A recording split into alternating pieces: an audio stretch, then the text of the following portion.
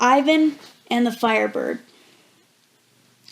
Once there lived a mighty Tsar who had in his service a brave young huntsman named Ivan, the owner of a magic talking horse.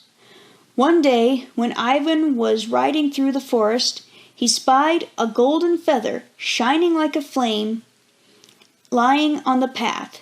It was a feather from the Firebird. "Leave that feather alone," said Ivan's horse. "If you pick it up, you'll pick up trouble with it." But Ivan was not afraid of trouble, so he picked up the feather and gave it to the Tsar. "This feather is so lovely," the Tsar declared, "that I must have the whole bird. If I can't have the Firebird, you shall lose your head." Ivan went to his horse and wept bitter tears. The horse said, "I told you so. Don't cry yet. The real trouble is still to come. Go to the Tsar and ask to have 100 sacks of corn scattered over a field." Ivan did so, and the next day at dawn he rode out to the field and hid behind a tree. As the sun rose, he heard a rustling like the waves of the sea. It was the Firebird's wings. As it alighted on the corn, the horse came forward and stepped on its wing. Ivan bound it tightly with cords and brought it to the Tsar. The Tsar was delighted with this gift and made Ivan a nobleman. But then he said, "Since you were so clever at catching the Firebird, you shall fetch me a bride. Beyond 3 times 9 lands, at the edge of the world, lives the Princess Vasilisa. Bring her to me, and I will make you rich. Fail, and you will lose your head." Ivan went back to the horse, weeping bitter tears. The horse said, "I told you so. But don't cry yet. The real trouble is still to come. Go to the king and ask him for a tent with a golden roof and provisions for the journey."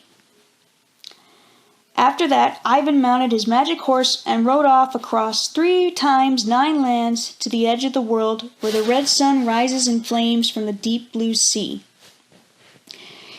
He stopped on the golden sand and looked out to sea. There he saw the Princess Vasilisa rowing a silver boat with golden oars.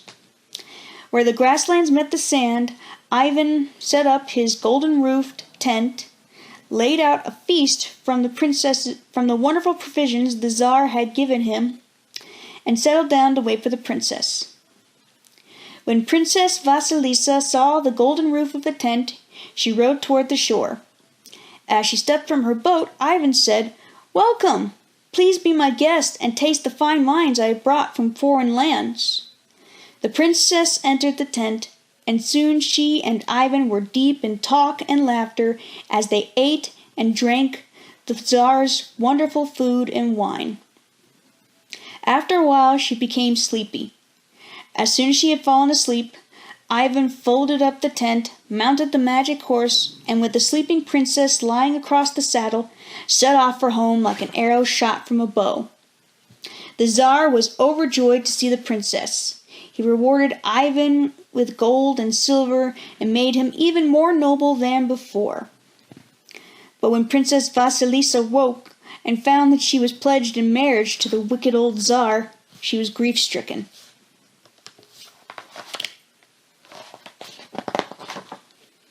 Nothing the Tsar could say would bring back her smile.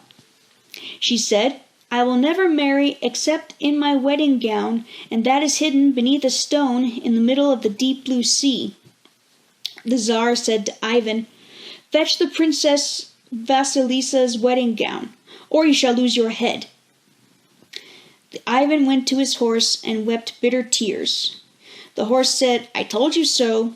Don't cry yet. The real trouble is still to come. Climb up and I will take you to the sea." When they reached the sea, the horse stepped on a huge crab that was crawling out of the ocean. The crab said, "Spare me, please. I will do whatever you want." Ivan said, "Fetch me the wedding gown of Princess Vasilisa, which is underneath a stone in the middle of the deep blue sea." The crab gave a harsh cry, and the sea began to heave. From from it crawled thousands of crabs, ready to do their king's bidding.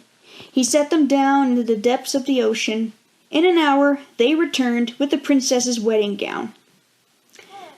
Ivan brought the gown to the Tsar, who said, "Now, Princess Vasilisa, will you marry me?"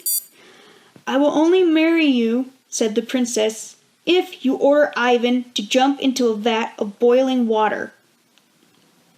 The Tsar was so eager to marry the princess that, despite everything Ivan had done for him, he ordered a cauldron of water to be set over a fire and brought to the boil.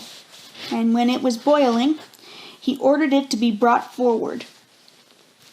"This is the trouble my horse warned me of," thought Ivan. "If only I had listened to him." Then Ivan said to the Tsar, "Please let me say farewell to my faithful horse." The Tsar nodded, and Ivan went to the magic horse and flung his arms around its neck. "Why are you crying?" asked the horse. "The Tsar wants me to be boiled alive," wept Ivan. "Do not cry yet. There are worse troubles than this," said the horse. And it wove a spell of protection over Ivan, so that the water would not harm him. In fact, when Ivan was thrown into the boiling water, he came out stronger and more handsome than ever. When the Tsar saw what a power of good the water had done Ivan, he thought, "If I get into the cauldron, I will become young and strong again." So he jumped into the water and boiled to death. Ivan was crowned Tsar in his place, married Princess Vasilisa, and they lived happily ever after. The end.